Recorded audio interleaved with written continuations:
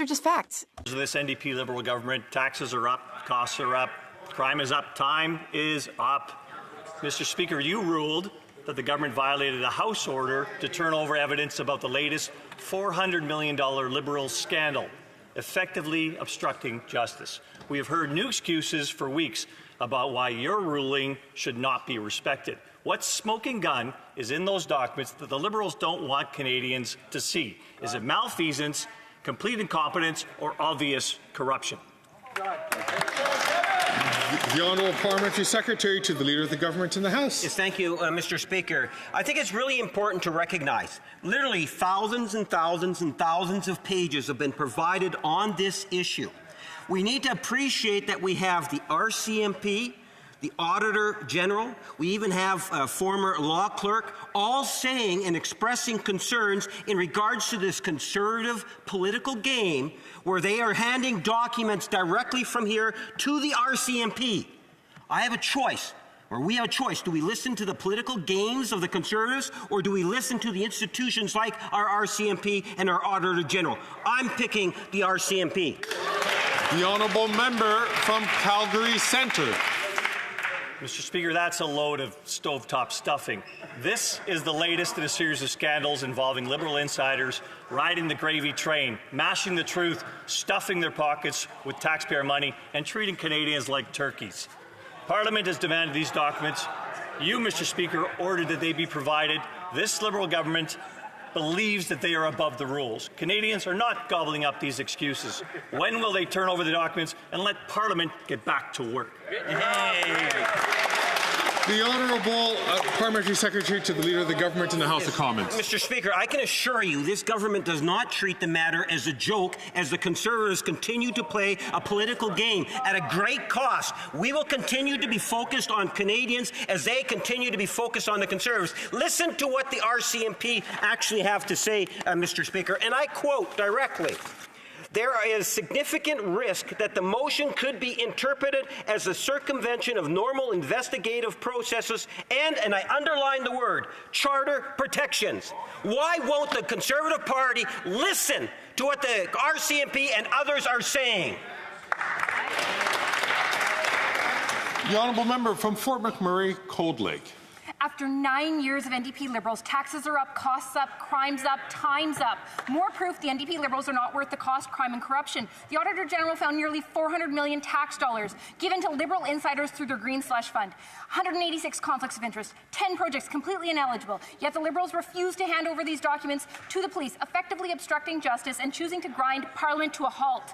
All at a time when Canadians can't afford to eat, heat and house themselves. Will the NDP Liberals end the cover-up, give proof to the police so we can get accountability for corruption and Parliament can get working for Canadians? The Honourable Minister of Justice and Attorney General. Mr. Speaker, Monday is Thanksgiving. You know what I give thanks for? I give thanks for living in a democracy where we draw a firm line between the police and politicians. That is a line that the Conservatives are asking us to cross. That is a line that the RCMP has flagged that is being crossed as we speak. To continue, they've said, quote, in a free and democratic society, this ensures that the government cannot direct or influence the actions of law enforcement. That's a direct quote from the Chief Commissioner of the RCMP, Mike Duhem. I never thought I'd have to say this in the House of Commons, but I wish for once the Conservatives would listen to the cops. The Honourable Member for Lévis-Lotbinière. Mr. Speaker, you decided that the NDP Liberal government violated an order of this House by refusing to provide evidence to the police for a criminal investigation into this $400 million Liberal scandal. Mr. Speaker, the Liberals' refusal to provide these documents is an insult to the intelligence of Canadians. Will the Liberals stop playing hide-and-seek, provide the evidence to the police so that Parliament can do its work with transparency and get back to work for all Canadians? The Honourable Minister of Innovation. Mr. Speaker, I think that Canadians should be truly concerned by this because what we're seeing today and what we've seen in recent days, Mr. Speaker, is very concerning. The Conservative Party wants to direct the police, Mr. Speaker. Imagine in what state we would be if the Conservative Party, with the Conservative leader, imagine this, wanted to direct the work of the RCMP, Mr. Speaker. The RCMP has been very clear. There's an important risk that the motion be seen as a way of getting around charter rights and due process. We are going to fight to preserve democracy. The Honourable Member for Lévis-Lotbinière.